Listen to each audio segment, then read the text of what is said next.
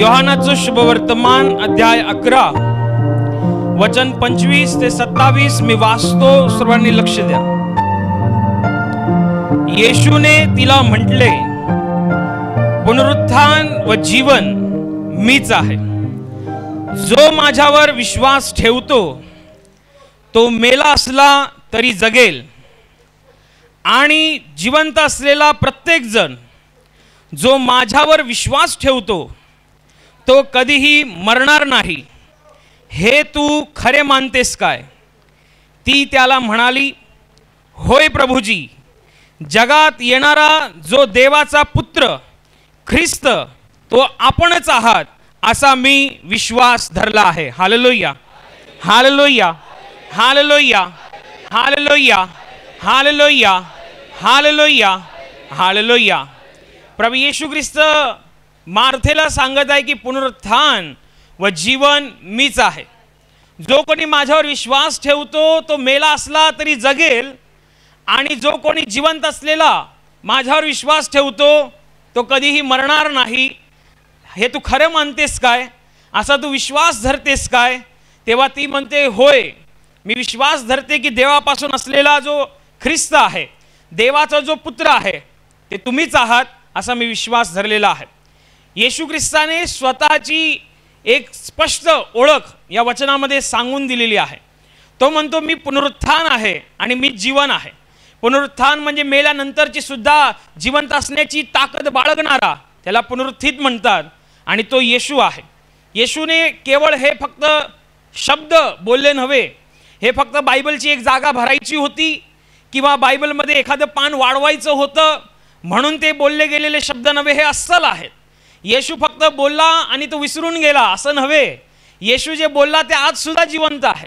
येशू जे बोलला त्याच्यावरती तो आज सुद्धा खरा आहे, आणि जगाचा इतिहास या गोष्टीची साक्षी देतं। जगाच्या इतिहासामध्ये या गोष्टीची नोंद सुद्धा आहे की येशू ख्रिस्त नावाचा माणूस या जगात होता, आणि आयुष्याच्या शेवटीला त्याला क्रुसावरती खिळून मारलं, आणि विश्वास ठेवणारे आणि पवित्र शास्त्र हे सांगतं पण की तो मेला, परंतु मरणाच्या तिसऱ्या दिवशी तो गौरवानिशी उठला। हे सत्य आहे। तो निव्वळ बोलला नव्हे, त्याने हे फक्त सांगितलं नव्हे की मी पुनरुत्थान आहे। तो मरणातून जिवंत होऊन त्याने दाखवलं, त्याने मरणावरती विजय मिळवून त्याने दाखवला, मरणाची सत्ता त्याने धुडकावून लावली। इतकंच काय, तर बायबल म्हणतं 40 दिवस तो आपल्या शिष्यांना ठिकठिकाणी दर्शन देत होता। असं नाही की तो तिसऱ्या दिवशी उठला आणि तेव्हाच स्वर्गात घेतला गेला, तर आता लोकांना विश्वास ठेवायला कठीण झालं असतं। काय माहिती कोणी बघितलेलं आहे? त्यावेळेचे लोक पण असेच म्हणायचे। त्यावेळेचे लोक जे पहारेकरी होते, जे येशूचे विरोध करणारे होते, त्यांना जेव्हा हे कळालं की येशूचा शव, येशूचा मृतदेह कबरेमध्ये नाही आहे, तेव्हा मग त्यांनी अफवा पसरवली की येशूच्या शिष्यांनी त्याचं शव चोरून नेलं असेल, येशूच्या शिष्यांनी त्याचा जो मृतदेह आहे तो लपून ठेवला असेल, आणि ते आता नको ते बोलत आहेत, ते अफवा पसरवत आहेत। म्हणून त्यांच्या अफवांना पायदळी तोडवण्यासाठी येशू ख्रिस्त तब्बल 40 दिवस या पृथ्वीवरती राहिला। मरणानंतरच्या दिवसांचं सांगतोय मी, मरणानंतरच्या दिवसांचं बायबल सांगत आहे। ठिकठिकाणी त्यांनी आपल्या शिष्यांना दर्शनं दिली, बऱ्याचशा गोष्टी त्यांनी सांगितल्या, बऱ्याचशा गोष्टी त्यांनी उलगडा केला, आणि मग तो आपल्या शिष्यांदेखत स्वर्गात घेतला गेला। अगदी शरीरानिशी, त्याचं शरीर या पृथ्वीवरती नाही आहे, त्याचं शरीर तो शरीरासहित स्वर्गात घेतला गेला। आणि आज बायबल सांगतं, आणि विश्वासणाऱ्यांना हा पक्की खात्री आहे की येशू म्हणाला होता की मी स्वर्गात जातोय खरा, मग मी पित्याला विनंती करीन, मग तुम्हाला तो सत्याचा आत्मा म्हणजे दुसरा कैवारी पवित्र आत्मा देईल, आणि त्या पवित्र आत्म्याबरोबर तो आपल्यासोबत राहतोय। येशू म्हणाला, पुनरुत्थान आणि जीवन मीच आहे। हे पुनरुत्थानाचं सामर्थ्य स्वतःमध्ये फार अफाट आहे। येशू स्वतःमध्ये सामर्थ्यशाली परमेश्वर आहे। तो पराक्रमाने आणि प्रतापाने भरलेला परमेश्वर आहे, आणि त्याच्या स्वभावामधला हा एक अद्भुत आणि अतुलनीय आणि अनाकलनीय असा स्वभाव आहे की तो पुनरुत्थानाचं सामर्थ्य बाळगतो। पुनरुत्थानाच्या सामर्थ्याला सोप्या शब्दात समजणं म्हणजे पुनर्जीवित करणे, पुनर्जीवित करणे, पुनर्रचित करणे, पुन्हा बांधणी करणे, हे सामर्थ्य त्याच्याकडे आहे। पुनरुत्थानाच्या सामर्थ्याची तुलना या जगामध्ये कशाच्यानेही होऊ शकत नाही। पुनरुत्थानाचं सामर्थ्याची सर या जगातल्या कुठल्याच ताकदीने होऊ शकत नाही। पुनरुत्थान करण्याचं सामर्थ्य आणि त्याचा अधिकार केवळ आणि केवळ परमेश्वरालाच आहे। पुनरुत्थान करण्याची ताकद फक्त त्याच्याचकडे आहे, माणसाकडे नाही आहे।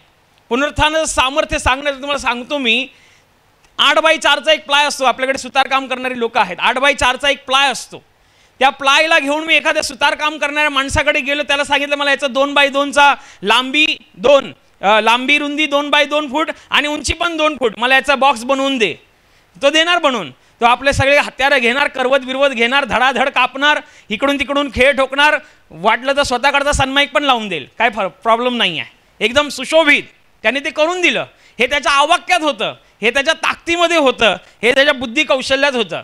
आता काय माहिती, माझा मूड झाला जाळून टाकायचा तो बॉक्स, म्हणून मी जाळून टाकला. आता जाळून टाकल्यानंतर त्याची झाली राख, बरोबर. आता राख केवढी असते, राख असते म्हणजे मिठाची, बारीक मीठ तुम्ही वापरत असाल, मिठाचे बारीक कणांपेक्षा पण कमी, एवढ्या कमी मापामध्ये ते असतं, एकदम धुळी समान ती राख असते. 2x2चा जो काही बॉक्स बनवलाय तो काही माझ्या एका हातात येणार नाही, पण जर त्याला मी जाळलं आणि त्याची झाली राख, ती माझ्या एका मुठ्ठीत येईल अख्खीच्या अख्खी, कारण राख एकदम कमी असते. आता ही राख घेऊन मी परत त्याच्याकडे, त्या माणसाकडे गेलो, मला याचा होता तसाच्या तसा मला याचा बॉक्स बनवून दे. काय वाटतं तुम्हाला, देईल का बनवून? पण मी जर देवाला सांगितलं की मला होता तसं बनवून दे, तो म्हणतो मी पुनरुत्थानाचं सामर्थ्य बाळगणार आहे, हे मी करू शकतो. त्याप्रमाणे तुमचं जीवन एवढं म्हणजे राखे समान उद्ध्वस्त झालेलं असेल. कशामुळे झालेलं असेल तुमचं तुम्हाला माहिती. कोणाच्या जीवनामध्ये पापामुळे ते उद्ध्वस्त झालं असेल, कोणाच्या जीवनामध्ये सैतानाचं ऐकल्यामुळे उद्ध्वस्त झालं असेल, कोणाची फॅमिली उद्ध्वस्त झाली असेल, कोणाची नाती उद्ध्वस्त झाली असतील, कोणाचा बिझनेस उद्ध्वस्त झाला असेल. असं वाटत असेल बस संपला, आता याच्या पुढे काही नाही, माझं नातं संपलं, आता याच्या पुढे काही नाही, माणसं सोडून जातील मला, आणि मग माझा बिझनेस संपला, आता इथून पुढे मी कधी वर येऊच शकत नाही, माझी फॅमिली संपली, माझं आरोग्य संपलं, माझं आरोग्य संपलंय, आता मी कधी चांगला वागू शकत नाही, चांगला वावरू शकत नाही, लोकांमध्ये मी उडवास करू शकत नाही, आता सगळं संपलं. तुम्ही ध्यानात घ्या, या जगामध्ये कोणीतरी आहे जो पुनरुत्थानाचं सामर्थ्य बाळगतो. तो दुसरा तिसरा कोणी नसून तुमचा आणि माझा प्रभू येशू ख्रिस्त आहे. तो म्हणतोय मी पुनरुत्थान आहे, मी पुनर्जीवित करू शकतो, मी ते पुनर्रचित करू शकतो, मी त्याची पुनर्बांधणी करू शकतो. तुम्हाला घेऊन यायचंय त्याच्याकडे. तुमचा विश्वास आहे का? येशू ख्रिस्त मार्थेच्या जीवनामध्ये सगळ्यात मोठा चमत्कार करायच्या अगोदर येशू त्याला प्रश्न करतोय, मी पुनरुत्थान आणि जीवन आहे, ह्याच्यावरती तुझा विश्वास आहे काय? माझ्यावर जो कोणी विश्वास ठेवतो तो मेला असला तरी जगेल, तुझा विश्वास आहे का? आणि जो कोणी जिवंत असेल त्याने जर विश्वास ठेवला त्याला मरणाचा अनुभव येणार नाही. हा तू विश्वास ठेवते का? ती म्हणते होय ठेवते. आणि मग सरते शेवटी तिच्या जीवनात असं होतं की तिचा एकुलता एक भाऊ मरण पावला होता, तिची दुसरी बहीण सुद्धा होती मरिया. ह्यांचा कैवार घेणारा जो माणूस होता, ह्यांच्या घरातला करता धरता पुरुष तो एकच होता, तिचा भाऊ लाजर. तो मेला होता, त्याला मरून 4 दिवस झाले होते, आणि आता हिच्याकडे काही आशा नाही आहे, संपलं सगळं. असं वाटतं हे सगळं संपलं. कैवार घेणारा कोणी नाही आहे, घरामधला करता धरता पुरुष कोणी नाही आहे, घरामध्ये वाली असा खंबीर उभा राहणारा माणूस कोणी नाही आहे. जो काही होता तो भाऊ होता, मरण पावला. तो मरण पावलेला तिचा जो भाऊ कबरेमध्ये ठेवला होता. येशू ख्रिस्त तिला विचारतोय, विश्वासाची कबुली करून घेतोय. येशू ख्रिस्त त्या कबरेच्या बाहेर उभा राहून सांगतोय, लाजरा बाहेर ये. 4 दिवस मरून पडलेला लाजर जसाच्या तसा बाहेर आला. हे पुनरुत्थानाचं सामर्थ्य आहे. हे पुनरुत्थानाचं सामर्थ्य तुमच्याही जीवनात काम करेल. येशू ख्रिस्त म्हणतोय मी पुनरुत्थान आणि जीवन आहे. तुम्ही जर त्याला स्वीकारलं, तुम्ही जर त्याच्यावर विश्वास ठेवलात, तर तो मेला असला तरी जगेल. आत्म्यामध्ये मेलेला असला, त्याच्या जीवनामध्ये कोणत्याही भागात, कोणत्याही स्तरात, कोणत्याही प्रकारात जर मेलेला असेल, तो जगणार म्हणजे जगणार. मग तुम्ही तुमच्या फॅमिलीमध्ये, काही लोकांना फॅमिलीचं फार टेन्शन असतं. फॅमिली मेलेली असेल, फॅमिली मेलेली म्हणजे नाती मेलेली असतील, आता टेन्शन आहे, आता होणार काय पुढे. पण येशू म्हणतोय मी अजून जिवंत आहे, मी पुनरुत्थान आहे, तू माझ्याकडे ये, तुझी मेलेली नाती मी जिवंत करेन. तुम्ही म्हणाल माझा बिझनेस ठप्प झाला, माझा बिझनेस एकदम नेस्तनाबूत झाला, कर्जात बुडालो मी, काय करू मी? येशू म्हणतो ये माझ्याकडे, मी पुनरुत्थान आणि जीवन आहे. तुम्ही म्हणाल माझं आरोग्य लयास गेलं, माझं शरीर साथ देत नाही, आज हे दुखतंय, उद्या ते दुखतंय, ह्या गोळ्या त्या गोळ्या, हा डॉक्टर तो डॉक्टर, हे रिपोर्ट ते रिपोर्ट, सगळा पैसा त्या रिपोर्टालाच खर्च होतोय, म्हणजे मी आता काय सामान्य माणसासारखा जगू शकत नाही, सामान्य माणसासारखा मला या जगामध्ये आनंद घेण्याचा अधिकार नाही. येशू म्हणतो मी आहे इकडे, ये तू माझ्याकडे, कारण मी पुनरुत्थान आणि जीवन आहे. प्रश्न हा आहे, येशू तर आहेच, ह्याच्यामध्ये काही शंकाच नाही आहे. प्रश्न हा आहे की तुमचा विश्वास आहे का? तुम्ही त्याच्या सामर्थ्यावरती विश्वास ठेवता का? तुम्ही मानता? तुम्हाला जर आज त्यांनी विचारलं, जसं त्यांनी मार्थाला विचारलं होतं, पुनरुत्थान आणि जीवन मीच आहे, असं तुझा विश्वास आहे का? तर तुमचं उत्तर काय असणार? तुम्ही तेवढे तग धरताय का की बाबा नाही, परमेश्वर ज्याच्यावरती मी विश्वास ठेवलाय तो पुनरुत्थानाचं सामर्थ्य बाळगणारा परमेश्वर आहे. त्याने स्वतः मरणावरती विजय मिळवला. तो माझ्या जीवनातल्या प्रत्येक मृत वस्तूवरती विजय मिळवण्याचा मला अधिकार देऊ शकतो. असा तुमचा विश्वास आहे का? आणि जर विश्वास आहे तर ध्यानात घ्या, पुनरुत्थानाचं सामर्थ्य तुमच्या जीवनात कार्य केल्याशिवाय राहणार नाही आणि साक्षी घडल्याशिवाय राहणार नाही. पण पुष्कळ लोक त्या स्तरापर्यंत थांबत नाही. त्यांना असं वाटतं संपलं सगळं. अरे संपलेलं जरी असलं तरी देवाकडे ती ताकद आहे पुनर्जीवित करण्याची. तो जीवन देणारा परमेश्वर आहे, तो जीवनदाता परमेश्वर आहे, तो जीवन फुकणारा परमेश्वर आहे. तुमचा त्याच्यावरती विश्वास पाहिजे. काही असेल तुमच्या जीवनामध्ये कोणत्याही वेळेला, कोणत्याही क्षणी, कोणतेही प्रसंग आले असतील आणि तुम्हाला वाटेल की संपलं, शून्य आहे, तुम्ही मायनसमध्ये जरी गेलात, मायनसमध्ये, तरी त्याला तुम्हाला प्लसमध्ये आणायचं माहिती आहे. ही त्याची ताकद आहे, म्हणूनच तो देव आहे. हे त्याचं सामर्थ्य आहे, म्हणूनच त्याला प्रतापशाली म्हटलं गेलेलं आहे. परंतु बरेच लोक तेवढा वेळेचा तग धरत नाही. त्यांना वाटतं संपलं, आता इथून पुढे आपल्याला देवावरती विश्वास ठेवायची गरज नाही आहे, इथून पुढे आपल्याला प्रार्थना करायची गरज नाही. तुम्ही चुकत आहात, तुम्ही चुकत आहात. जर तुम्ही असं म्हणत असाल की मी प्रार्थना करतोय पण होत काही नाही आहे, मी मागतोय पण मिळत काही नाही आहे, नाही, तुम्ही तग धरून राहा. असा तग जसा इयोबाने धरला होता, असा तग जसा अब्राहमाने धरला होता, आणि त्यांनी तग धरल्यामुळे, विश्वास राखून ठेवल्यामुळे देवाचं सामर्थ्य त्यांच्या जीवनात कार्य केलं. आणि आज आपण त्यांच्या साक्षी वाचून आपला सुद्धा विश्वास वाढतो. इयोब नावाच्या माणसाच्या जीवनामध्ये तर चांगला माणूस होता हा, आणि सर्व काही सात्विक जीवन जगायचा, देवाला आवडेल असं जीवन जगायचा, धार्मिकतेचं जीवन जगायचा, सरळ मार्गी होता. इतका सरळ मार्गी, इतका धार्मिक की स्वर्गातून परमेश्वर म्हणतो ह्याच्यासारखा नीतिमान माणूस अवघ्या पृथ्वीवरती कोणी नाही आहे. म्हणजे विचार करा त्याची धार्मिकता ती काय असेल. आम्ही साधी प्रार्थना करतो 5 मिनिटाची आणि 10 मिनिटाची, आणि ते ऐकली नाही तर आम्ही लगेच तोंडवर करून सांगतो तुझं लक्ष कुठे आहे. 5 मिनिटाची आणि 10 मिनिटाचीच प्रार्थना आहे, त्याच्यावरती नाही आहे. आणि नाही प्रार्थना पूर्ण झाली की वरती तोंड करून सांगतो तुझं लक्ष कुठे आहे. आणि हा माणूस इयोब, ह्याचं जीवनच प्रार्थनामय होतं, ह्याचं स्वतःचं जीवन प्रार्थनामय होतं. ह्याने याच्या लोकांना सुद्धा देवाचं भय बाळगायला लावलं. सगळं काही धार्मिक, की स्वतः देव त्याची साक्षी देतो की ह्याच्यासारखा माणूस कोणी नाही. एकदा सैतान ह्याच्या जीवनावरती अधिकार मागतो, अशासाठी की ह्याचं देवावरती प्रेम होतं, इयोबाचं देवावर प्रेम होतं. आणि मग सैतान सांगत होता की इयोब हा जो तुझ्यावरती प्रेम करतो हा फुकट प्रेम करत नाही, तू त्याला आशीर्वाद दिलायस ना म्हणून तो तुझ्यावर प्रेम करतो, तू त्याच्या मुलाबाळांना सुरक्षित ठेवलंय म्हणून तो तुझ्यावर प्रेम करतो, तू त्याच्या बिझनेसला आशीर्वादित केलंय म्हणून तो तुझ्यावर प्रेम करतो. तेव्हा परमेश्वर म्हणलं नाही, असं नाही आहे. मी त्याला दिलं काय, नाही दिलं काय, तो प्रेम करतोच. मी त्याचं बरं केलं काय, नाही केलं काय, तो प्रेम करतो. तो म्हणतो नाही, तू त्याच्या सर्वस्वाला हात लावून तर बघ, तू त्याच्यावरती हात काढून तर बघ, तुझ्या तोंडावरती तुझा नकार करेल तो. आज जो तुला घाबरतोय ना, तो तुझ्या तोंडावर नकार करेल. परमेश्वर म्हणतो ठीक आहे, घे परवानगी. आणि मग हळूहळू हा सैतान इयोबाच्या जीवनामध्ये उत्पात माजवायला सुरुवात करतो. सगळं काही नुकसान, सर्व काही नुकसानीमध्ये जातं. एवढं नुकसानीमध्ये की त्याची मुलं सुद्धा एका अपघातामध्ये मरण पावतात. आणि हा तरी सुद्धा हेच म्हणतो, देवाने दिलं, देवाने घेतलं, देवाचं नाव नेहमी धन्य आहे. एवढंच तो फक्त सांगत असतो. आणि मग इयोब देवाला काही बोलत नाही, देवाच्या विरोधात काही सांगत नाही. सैतान अजून चवताळतो. देव म्हणाला बघितलंस, ह्याला मी आशीर्वाद केलं काय, नाही केलं काय, हा माझ्यावर प्रेम करतो, याचा प्रेम खरं आहे. मी याच्या जीवनात साक्षी घडवतो म्हणून हा येत नाही माझ्याकडे प्रार्थनेला, मी याच्या जीवनात चमत्कार करतो म्हणून हा येत नाही माझ्याकडे प्रार्थनेला, याचं माझ्यावर प्रेम आहे म्हणून हा रोज प्रार्थनेला दिसतो आणि प्रार्थनेला येतो.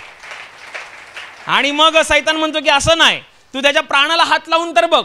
माणूस आपल्या सर्वस्वा म्हणजे शरीराऐवजी काही करायला तयार असतो, तो तुझ्या तोंडावरती तुझा नकार करेल. तेव्हा परमेश्वर पुन्हा परवानगी देतो. त्याच्या शरीरावरती आजार येतात. आता त्याच्या शरीरावरती हल्ला झाला, शरीरावरती आजारपण आलं, गळवांच्या फोड्या झाल्या आणि त्या जखमा चिघळत होत्या, तरी सुद्धा त्यांनी देवाला विरोधात काही बोलला नाही. तो हेच म्हणायचा, देवाने दिलं, देवाने घेतलं, देवाचं नाव नेहमी धन्य आहे. बायको त्याची वैतागली, अरे काय देवदेव करतोय सारखा, होत्याचं नव्हतं झालं, आपल्या हातातून सगळं काही गेलं, देशोधाडीला लागलो आपण, भिकेला लागलो आपण, आता काय देवदेव करून काय करणार आहेस तू, काय करणार आहेस तू. तेव्हा तो म्हणतो तू एका धर्महीन स्त्रीप्रमाणे, मूर्ख स्त्रीप्रमाणे तू बोलते. देवाकडनं फक्त घ्यायचं आणि देवाने परत घेतलं तर आपण त्याला नावं ठेवायची, हे योग्य नाही. आणि तो एकसारखाच म्हणत होता, देवाने दिलं, देवाने घेतलं, देवाचं नाव नेहमी धन्य आहे. त्याला देवावर विश्वास होता, त्याचं देवावरती अस्सल प्रेम होतं. आणि त्याचं ते अस्सल प्रेम त्याला त्याच्या जीवनामध्ये विश्वास बाळगायला पूरक ठरलं. आणि तो विश्वासाच्या मध्ये खंबीर आणि स्थिर राहिला. विश्वासाच्या परीक्षेत तो पास झाला. आणि बायबल म्हणतं जेवढं त्याचं गमवलं, हरवलं आणि छिनून घेतलं होतं, देवाने दुपटीने देऊन त्याला आशीर्वादित केलं आणि फार त्याच्या जीवनात साक्ष घडल्या. त्याची मुलं, एवढी सुंदर मुलं त्याला नंतरला दिली. बायबल असं म्हणतं की त्याला जे मुली होत्या त्या एवढ्या सुंदर होत्या की त्यांच्यासारख्या मुली संपूर्ण जगात कुठेच नव्हत्या. एवढं देवाने त्याला भरभरून दिलं. पण कधी जेव्हा त्याने तग धरला तेव्हा, पण कधी त्याच्या जीवनातलं जे सगळं काही लयास गेलं होतं, सगळं काही नेस्तनाबूत झालं होतं, अगदी राख रांगोळी झाली होती, त्याच्यातून देवाने त्याला उंच केलं, त्याच्यातून देवाने त्याला उभं केलं, खंबीर केलं. कधी? जेव्हा त्याने तग धरला तेव्हा. म्हणूनच येशू ख्रिस्त मार्थेला विचारतोय, पुनरुत्थान आणि जीवन मीच आहे, तुझा विश्वास आहे काय? पुष्कळ लोक ह्या पुनरुत्थानाच्या सामर्थ्यापर्यंत पोहोचतच नाही आहे. पुष्कळ लोक या पुनरुत्थानाच्या सामर्थ्याचा आस्वाद घेतच नाही. तो तर आहेच, तो तर म्हणतोय की मी सामर्थ्य बाळगून आहे, तो तर म्हणतोय की तू माझ्या जवळ ये, तो तर म्हणतोय की तू मला मी चांगला आहे, तू माझा अनुभव तर घेऊन पहा. त्याच्याकडनं खुली ऑफर आहे. परंतु बरेचसे लोक या खुल्या ऑफरपर्यंत पोहोचत नाही आहे. त्यांना वाटतं इथून पुढे काय होणारच नाही. हे जे मी आता प्रार्थनेला आलेलो आहे आणि ह्या माझ्या जीवनात हे नुकसान झालेलं आहे, आता या नुकसानीची भरपाई होणारच नाही, ह्या नुकसानीतून मी कधी वर येणारच नाही, ह्या संकटातून मी कधी वर येणारच नाही, असं जर तुम्हाला वाटत असेल तर तुम्ही कुठेतरी चुकताय. तुम्ही चुकू नका. परमेश्वर म्हणतो मी अजून आहे. तो मेला होता परंतु तो जिवंत आहे. तो म्हणाला की मी मेलो होतो, पहा मी युगानुयुग जिवंत आहे. त्याचं जिवंतपणाचं सामर्थ्य आजही कार्य करत आहे. तुम्हाला काय करायचं आहे? तुम्हाला त्याच्यावर विश्वास ठेवायचा आहे. लक्षात ठेवा, सगळं व्यवस्थित आहे तेव्हा विश्वास ठेवणं हा भाग वेगळा, आणि काहीच व्यवस्थित नाही आहे तेव्हा विश्वास ठेवणं हे त्याच्यापेक्षा जटिल आहे. त्याच्यात खरी परीक्षा तेव्हाच होते जेव्हा आपल्याकडे काही नसतं, आपल्याकडचं सगळं काय गमावलेलं आपण पाहतो, हिरावलेलं आपण पाहतो, आणि मग आपल्याला विश्वास ठेवायचा असतो. ती विश्वासाची खरी वेळ आहे. विश्वास दाखवण्याची, विश्वासाला खऱ्या पद्धतीमध्ये उतरवायची परीक्षेचीच खरी वेळ आहे. आणि त्या वेळेमध्ये पुष्कळ लोक मागोवा घेतात, पुष्कळ लोक मागे फिरतात आणि पुनरुत्थानाचं सामर्थ्य काम करत नाही. म्हणून बघा, सगळेच विश्वासणारे आहेत, आपण सगळेच विश्वासणारे आहोत. जगाच्या पाठीवरती कितीतरी लोक येशूवरती विश्वास ठेवणारे आहेत, पण सगळेच अब्राहम होत आहेत का? नाही.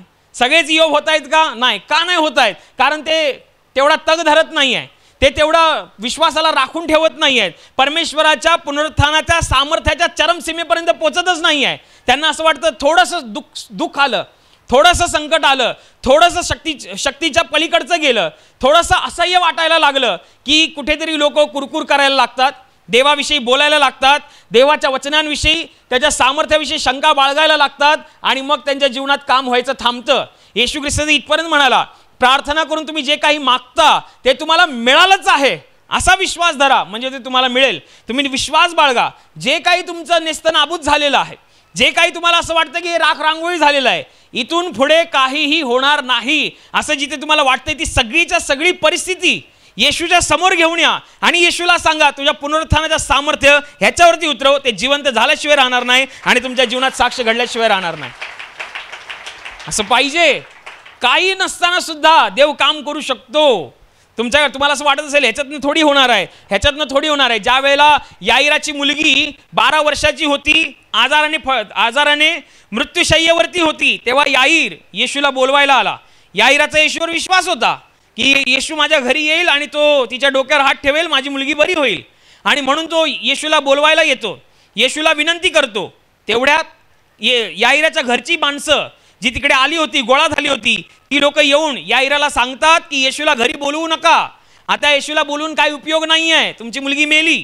जेव्हा तुम्ही येशूला बोलवायला आलेला होता तेव्हा ती शेवटच्या घटका मोजत होती, म्हणजे थोडाफार जीव तिच्यात होता, परंतु आता ती पूर्ण मेली. आता येशूला बोलवण्यात अर्थ नाही आहे, येशूला बोलवून काही उपयोग नाही आहे, येशूला तिकडे नेण्यात, येशूला त्रास देण्यात काय अर्थ नाही आहे. ह्यांनी तिकडे ते सांगितलं, कारण लोकांना हेच वाटायचं मुलगी मेले, संपला, आता येशूहून काय करणार आहे, मुलगी मेले, आता येशूला नेऊन काय फायदा, हे त्यांना वाटलं. येशूला नाही वाटलं. येशूने ऐकलं की लोक काय सांगतायत याईराला की मला बोलवू नका म्हणून. तेव्हा येशू याईराकडे बघतो आणि याईराला सांगतो, विश्वास मात्र धर. जो विश्वास तू माझ्याकडे घेऊन आलास ना, तो विश्वास तसाच्या तसाच ठेव आणि चल, मी तुझ्या बरोबर येतो. आणि येशू त्याच्या बरोबर गेला. घरी बघतो तर काही लोक रडतायत. रडणाऱ्या लोकांना त्यांनी बाहेर काढलं. आशा नाही आहे कुठेच, मुलगी मरण पावलेली आहे. येशू ख्रिस्त तिच्या बाजूला राहतो आणि म्हणतो, तलिथा कुम, मुली मी तुला सांगतो उठ, आणि मेलेली मुलगी उठून बसते. हे देवाचं सामर्थ्य आहे. याईराच्या घरच्या लोकांना वाटलं, तिकडे रडणाऱ्या लोकांना वाटलं येशूला बोलवण्यात अर्थ नाही आहे, मुलगी मेली. येशूला घरी बोलवण्यात, येशूला घेऊन येण्यात काही अर्थ नाही आहे, मुलगी मेली असं त्यांना वाटलं, तसं तुम्हाला वाटून घेऊ नका. आता माझ्या जीवनामध्ये हा प्रश्न आला, आता बस ह्याच्या पुढे काहीच नाही, मला ह्याच्या पुढे काही उत्तरच दिसत नाही आहे, आता ह्याच्यातून मी बाहेर निघणार तरी कसा, कुठेच आशेचा किरण नाही आहे असं तुम्हाला जर वाटतंय जीवनामध्ये जगताना, लोक अशा स्थितीमध्ये आत्महत्येचा पर्याय निवडतात. अशा स्थितीमध्ये नको तो निर्णय घेतात आणि जीवनामध्ये फार मोठं नुकसान करून घेतात. एक पर्याय आहे, एक पर्याय, लोक त्याला शेवटचा पर्याय म्हणतात, मुळात तो पहिला पर्याय पाहिजे. किती लोक येऊन साक्षी देतात, आम्ही सगळं करून झालो, शेवटचं म्हणून इकडे आलेलो, आम्ही सगळं करून बघितलं पण शेवटचं म्हणून इकडे आलेलो. तर शेवटचा पर्यायच तुमच्या जीवनातला सगळ्यात मोठा पर्याय ठरेल आणि तो तुमच्या जीवनामध्ये एक फार मोठी कलाटणी देणारा ठरेल. किती लोक साक्षी देतात, किती लोकांनी सांगितलेलं आहे, तुमचे कान या गोष्टीचे साक्षीदार असतील की किती लोक म्हटलेली आहेत की आम्ही सगळं करून झालो, शेवटचं म्हणून इकडे आलेलो. अमक्या तमक्यांनी सांगितलं, शेजाऱ्या पाजाऱ्यांनी सांगितलं, नातेवाईकांनी सांगितलं म्हणून बघूया म्हणून आलेलो, आणि बघूया म्हणून आलो, आम्ही नाही बघितलं, त्यांनीच आमच्याकडे बघितलं आणि आम्हाला बरं केलं आणि आम्ही इथे उभा आहे. हे त्याचं सामर्थ्य आहे, हा त्याचा स्वभावच आहे. माणूस जसं सांगतात, माणसाचा स्वभाव कधी बदलणार नाही, देवाचा पण नाही बदलत. तो म्हणतो मी पुनरुत्थान काल पण होतो, आज पण आहे आणि युगानुयुग मी जिवंतच आहे. प्रश्न तुमच्याकडे आहे, तुमचा विश्वास आहे का? तुम्ही जेव्हा त्याच्याकडे घेऊन येता तेव्हा तुमच्याकडे धीर आहे का? तुमच्याकडे पेशन्स आहे का? त्याचं सामर्थ्य जरी हळूहळू उतरत असलं तरी ते स्वतःमध्ये फार जबरदस्त उतरत असतं, ते तितकं मजबूत असं काम होत असतं. बायबलमध्ये सांगितल्याप्रमाणे एकदा येशू ख्रिस्त आणि येशूच्या मागे लोक आनंद करत, हर्ष उल्हास करत एका दिशेने जात असतात. लोक आनंद करतायत आणि समोरनं एका माणसाची प्रेत यात्रा येत असते. ती प्रेत यात्रा एका मुलाची असते आणि त्याची आई विधवा असते. तिचा तो एकुलता एक मुलगा होता. काय तिच्या मनावरती अवस्था असेल ती, तिला पण वाटत असेल की मी पण मरते म्हणून, कारण जगामध्ये जो कोणी होता तिचा तो एकुलता एक मुलगाच होता. तरुण मुलगा मरणं ह्यापेक्षा सगळ्यात मोठं दुःख नाही आहे. स्वतःच्या डोळ्यासमोर त्याची प्रेत यात्रा निघणं ह्याच्यापेक्षा मोठं दुःख नाही आहे. आणि त्या प्रेत यात्रेबरोबर ती चालत होती. काय विचार घोळत असतील तिच्या डोक्यामध्ये की आता पर्याय नाही आहे, आता जमलं तर मी पण बघते आणि नंतर मी पण मरून जाईन, कारण असं तिच्या डोक्यामध्ये विचार असेल. आता जगायचं तरी कोणासाठी, जगायचं तरी कशासाठी? मुलगा होता, एक आशा होती, मुलगा होता, एक प्रेरणा होती, त्याच्यामुळे तरी मी माझं सुखदुःख सांगायचे, तो माझं सुखदुःख ऐकायचा, त्याचा सांगायचा, सगळं काय होतं. पण आता संपलं सगळं.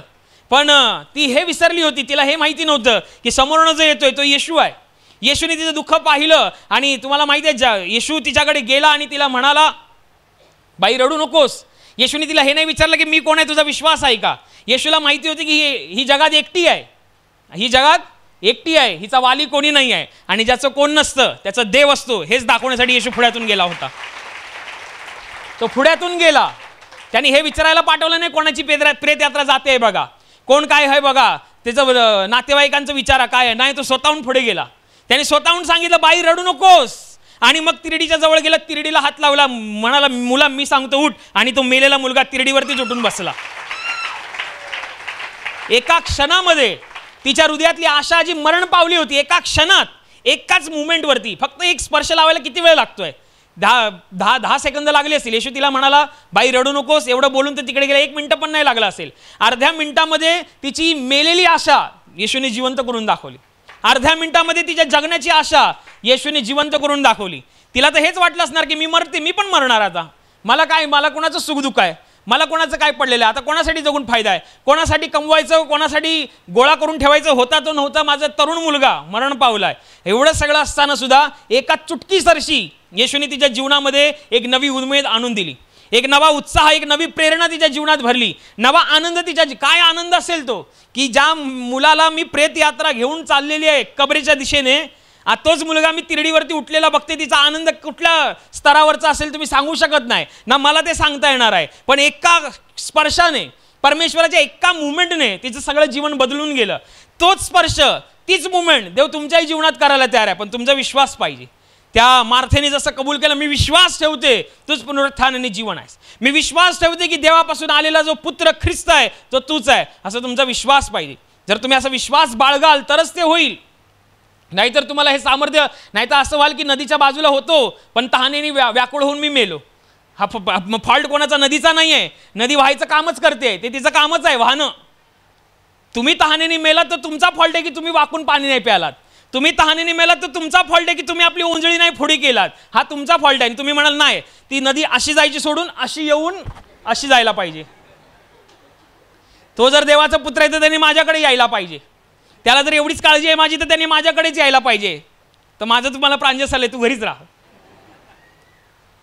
बरोबर. बायबलमध्ये एका ठिकाणी लिहिलं, देवाजवळ या म्हणजे तो तुमच्या जवळ येईल. बस साधं गणित आहे. तुम्ही फक्त एक पाऊल काढा, तो तुमच्यासाठी 99 पावलं उचलायला तयार आहे. एवढा तो तुमच्यावरती प्रेम करतो.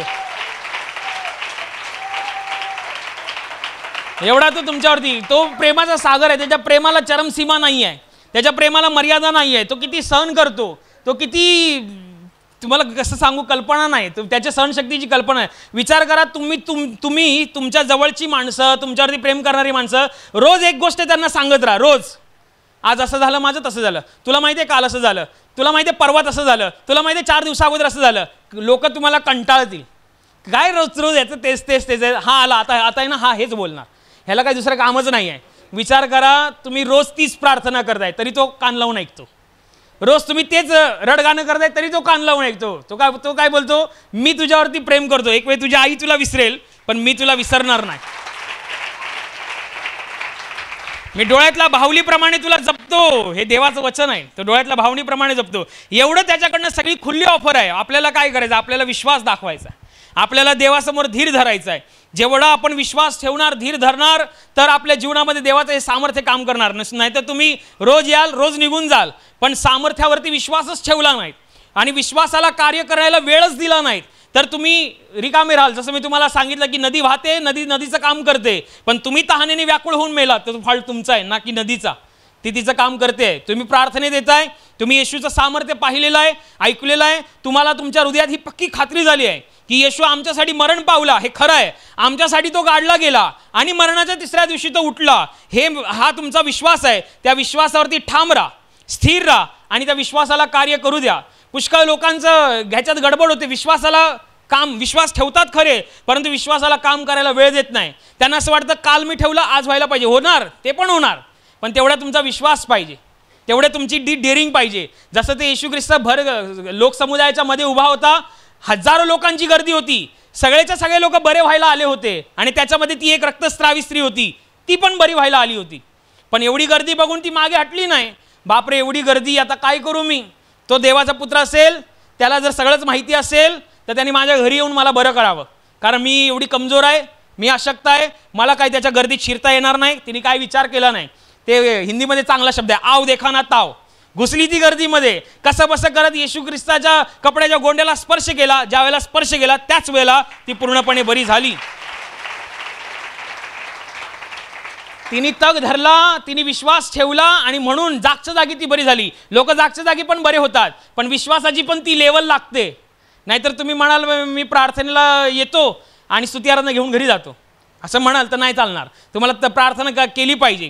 तुम्ही घरामध्ये असाल, घरामध्ये डोकं दुखलंय म्हणून तुम्ही प्रार्थनेला यायचे थांबले असाल, पण तेच डोकं जर उद्या दुखलं तर कामाला बरोबर जाणार, ते कामाला बरोबर जाणार. पण प्रार्थनेला डोकं दुखतंय, पण तेवढंच डोकं दुखत होतं म्हणून कामाला मी गेलेलो होतो. मग तुम्ही विश्वासाला कार्य करायला वेळ कुठे दिलात, विश्वासाला काम करायला वेळ कुठे दिलात. आपण लोकांवरती विश्वास ठेवतो, एखाद्या माणसावरती विश्वास ठेवतो, परंतु जो देवावरचा विश्वास आहे त्याला काम करण्यासाठी आपण वेळ देत नाही. हा आपला फॉल्ट आहे ना की देवाचा. देवाचं काम कसं स्लो असतं पण तेवढंच ते भक्कम असतं, तेवढंच मजबूत असतं. इतका मजबूत की ते कोणी खोडायचा जरी प्रयत्न केला तरी ते खोडू शकत नाही.